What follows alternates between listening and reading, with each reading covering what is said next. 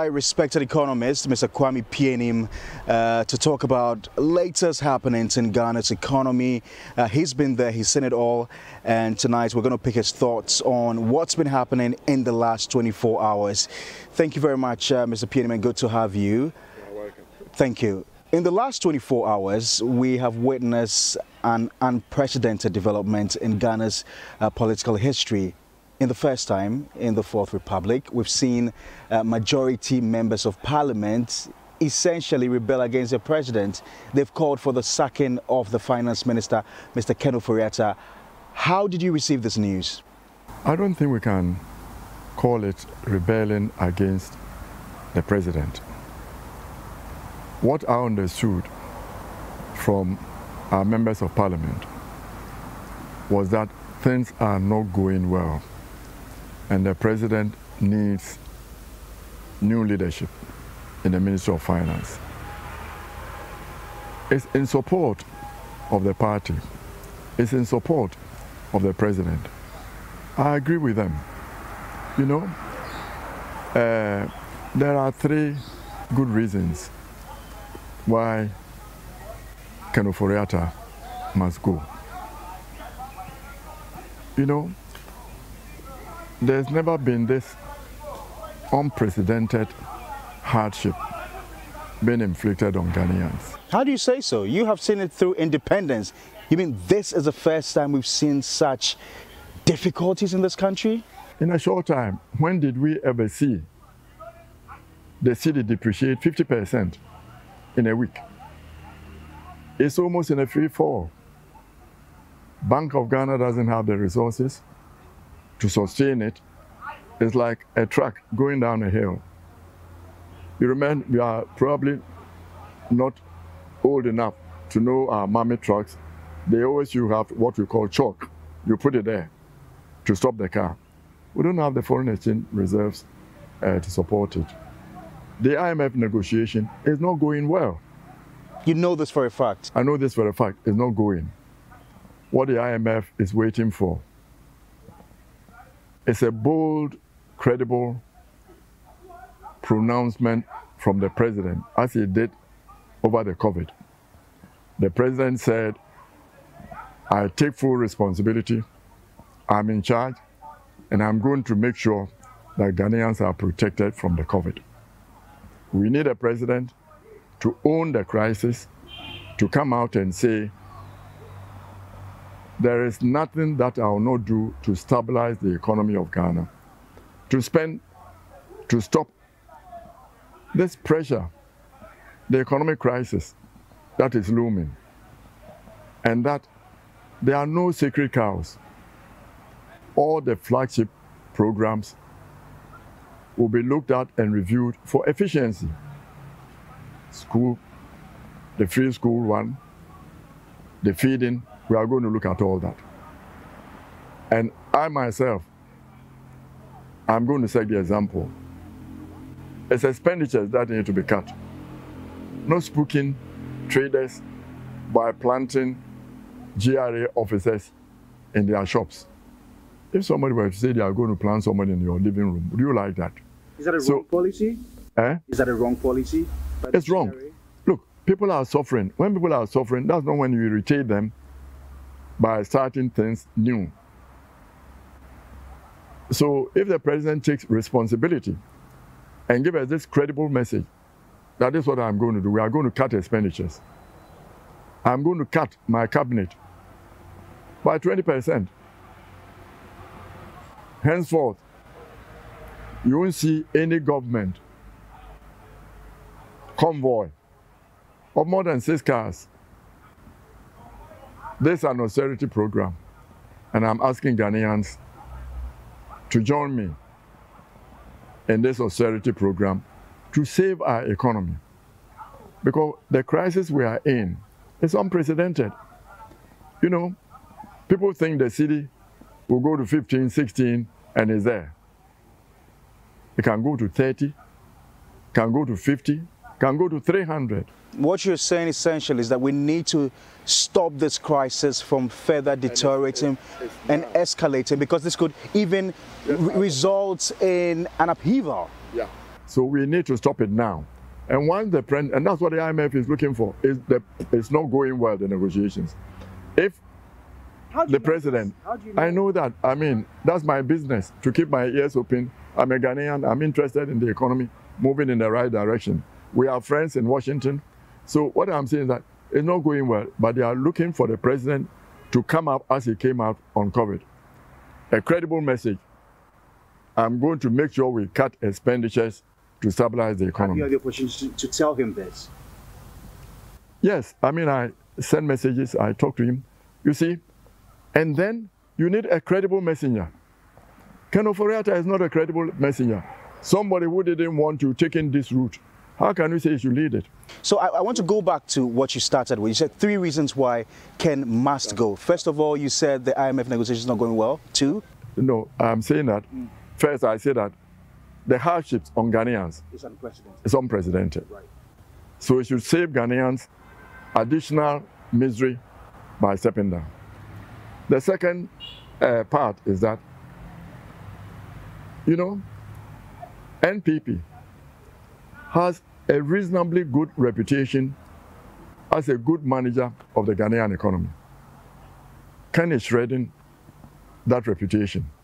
So for the credibility, the reputation of NPP as a good manager, as opposed compared to the other parties, Ken is shredding it. And it's time that is so that the irreparable damage is not done to the reputation of NPP as good managers of the economy. That's the second one. And the third one is, if he doesn't go, and the president doesn't let him go, we risk Ken irreversibly dragging the president's legacy and his presidency into the gutters, tarnishing the image and legacy of the president. Those are 3 good reasons why Ken should go. And I'll tell you something.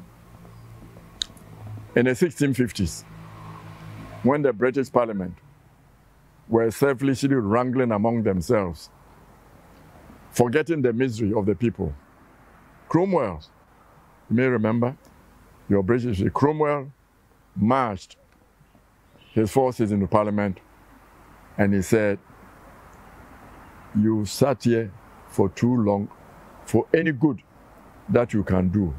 In the name of God, go." And I'm appealing to Ken Ofori-Atta, even if the president says you stay, in the name of the good Lord that he professes to adore and follow, go. These are very strong words. What is it that everybody is talking about that the president is not seeing? He says Ken Ofori-Atta is responsible for the sterling economic fundamentals that we chalked between 2017 and 2020. Go to the streets and ask anybody there about the sterling living standards. You go to the market, it's there. Look, Ken did well. He's an investment banker. He did well borrowing billions of dollars for Ghanaians. Even at a time when our economy was not doing well. As an investment banker whose job is to borrow money, he did very well. Borrowed for us a competitive rates, at rates we should never have gotten. We give him credit for that. But where we are now, he is, you know, up to his neck. He is no longer the credible person, and he's negotiating with the IMF. You say you don't believe in the IMF program. You said it so often. Immediately, the president said he was going to go to the IMF. The first thing Ken would have done would have said, "Mr. President, thank you very much. I'm going home." You know, when President Mahama decided to go to the IMF, and Sir Tekwe was saying he wasn't going. Sir Tekwe was in London when the president announced that he was going. He put him aside and asked Kwesi Botche to lead the negotiations. What's different from Ken Ofori-Atta and Sir Tekwe? You don't believe in this medicine. Why are you the one supervising the people to take it? We need a credible message from the president and a credible messenger. And Ken now is not a credible messenger. We are not borrowing. Who do you anticipate? Who is the best person now to fit into Ken Ofori-Atta's shoes? That's the president's job. We select a president for 3 reasons. 1, his ability to identify good people to work for him. The president doesn't do the work. He needs people to execute.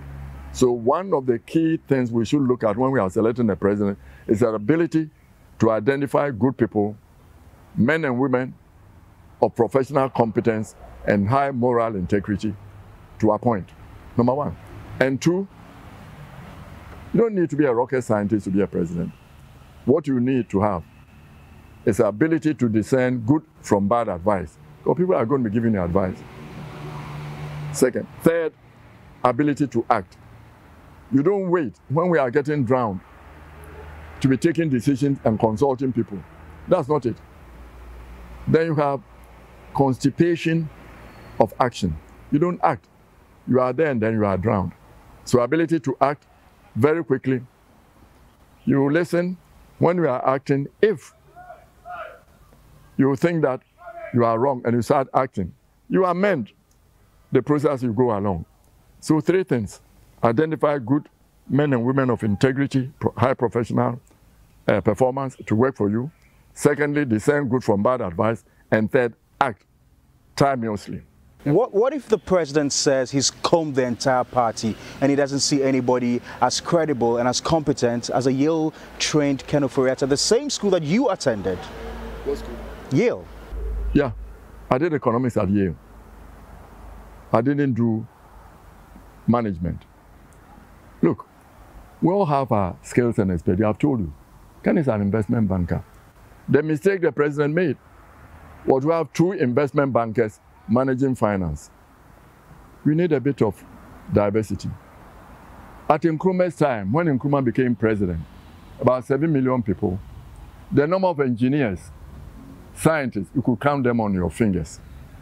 Now, 2022, there's no field of human endeavor, scientific, engineering, innovation, where you don't have Ghanaians. You know, the rocket that went to Mars, one of the people who were there who were designing this was Olenu. Olenu's father was working with me in the Ministry of Finance. He's there, top notch, big data. We have Ghanaians that are excelling in it. Brain tumor. When the American senator had a brain tumor, you know who was one of the doctors looking after him? Dr. Francis from Navrongo Secondary School. We have the people, lithium processing. This Botswana is doing one. You know who is their main technical man? Professor James Dakwa, a Ghanaian. So there's no field of human endeavor where you don't... And especially for a party that says we have the men. Sure. The president has not said that it doesn't have the men. I'm sure you may say that, oh, the negotiation is not going well. Ken is not seen as credible by the IMF negotiators. So you need to change him. You know, I think it was Napoleon who said he likes lucky generals, not necessarily competent ones. Ken has been unlucky, okay? Not necessarily incompetent, he just has been unlucky. No, I'm not saying that. I've said that Ken lack the skills, the diversity of skills to be leading the economy now. We need to husband resources, not raise revenue. You know, you see, if you're an investment banker, you see every problem as a funding program. People come to you, raise money for us. You raise it for them. You don't care how they are going to repay it because you will not be there when the repayment comes. But if you're a banker, you know, you talk to the people nicely, you nurse them. 10 years, they are going to be there. And then you'll be giving them, make sure they repay the money. One of the reasons when you listen to the parliamentarians for calling for the sack of the minister, as well as the former deputy, who's now a minister of state at the finance ministry, Mr. Dubois, is the fact that they were cited for conflict of interest in the country's Eurobonds that they had their companies benefiting.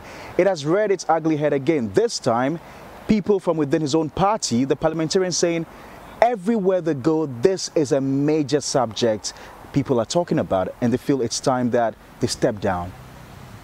No, I think that, look, the conflict of interest has been raised, okay?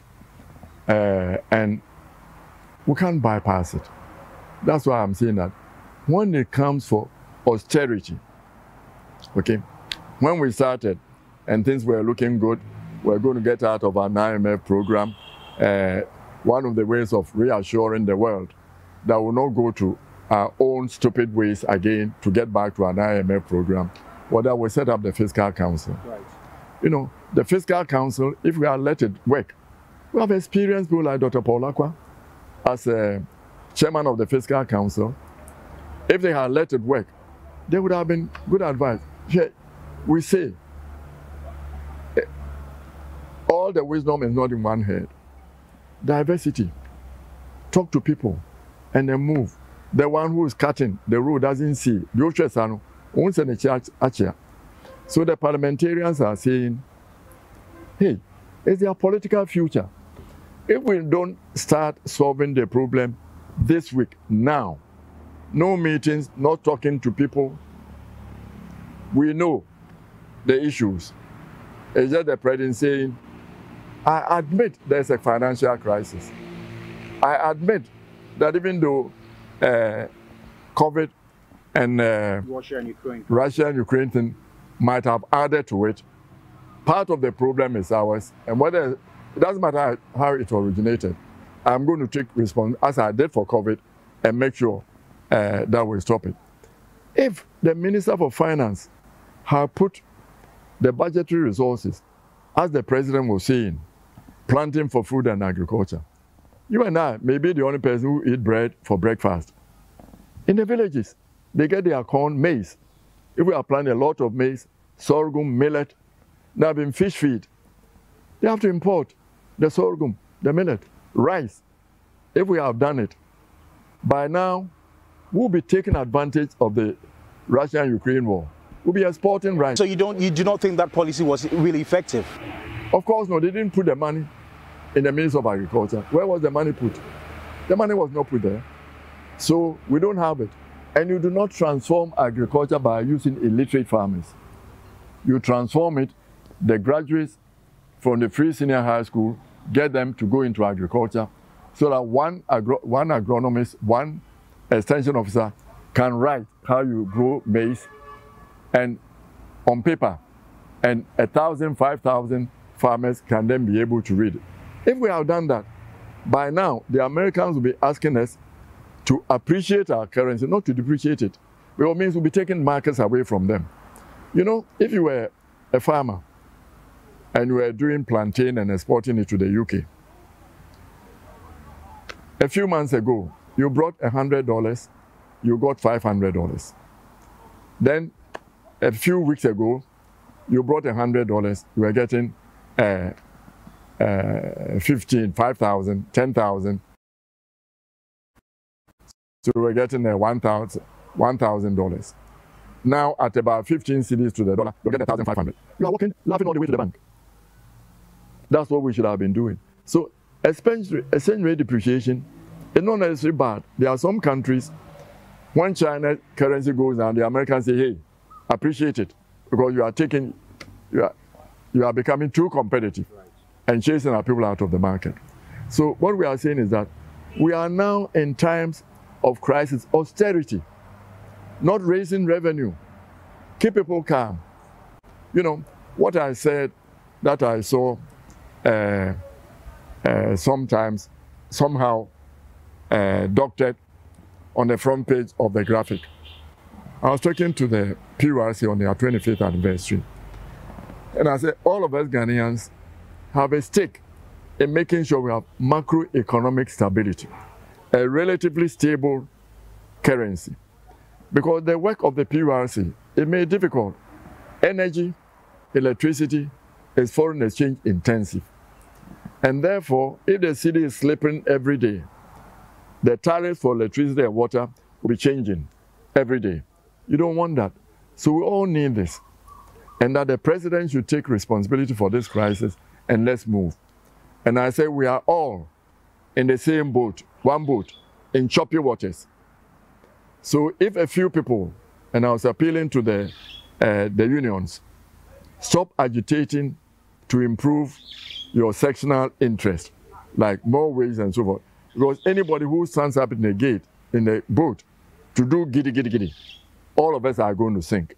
So we all have an interest when the president decides to assume responsibility for this crisis and it comes up with an austerity program, all of us should throw away our exaggerated entitlement mentality and follow the president so that within the next 6-9 months, we can stabilize the economy. If the president came out boldly and changed his message and changed his messenger, by mid-November, as he asked the IMF to help us, by mid-November, we can have an IMF program. By mid-December, we can have an IMF program. And that will stabilize the currency. People will have to inflict pain on us to get out of this problem. The good thing about going to the IMF is that you get the pain, but with some resources to go with it. But those resources, when they come, will stabilize the economy. And then, once the economy is stabilized, all of us Ghanaians have to think again. We are going to cut our coat according to our cloth going forward, so that we didn't have, when I started working in the Ministry of Finance, you know, energy, petroleum products was contributing to Ghana, to revenue. Because if you have enough money to be driving in a car, you pay for the fuel and pay petrol taxes. Now, we've changed it all. We are rather giving money to support petroleum. Electricity was playing its role. Now, those of us in the urban areas who have access to electricity, who just turn on a tap and water is coming, we are being subsidized. When the majority of people in the villages don't have water. And now, we sit here quietly to let Galamsey get out of hand. A time will come, we in Ghana will have to import water and pay for it because we would have destroyed all our water. You don't sound pretty, you know, confident about the future of this country and the economy. I have a lot of confidence in the economy. That's why I'm talking. Otherwise, I won't talk to anybody. You talk about Galamsey and all that's happening. You talk about the difficulties with the economy. It doesn't look like we're going to see an end to all this. We can't. Look, we don't have oil. But it means the more money we get, the more we spend and waste it. You know, so it is important that we say we are going to resolve the problems and we can resolve them. We have the resources to be able to do that. You know, I'm an optimist. I think that if you are living in a developing country, I think in our genes, those who were not optimists, pessimists, they died a long time ago with a heart attack and so forth. Those of us who are optimists, we survived. Right. I have confidence in the young people in Ghana. I have confidence in our democracy. That's why I'm talking.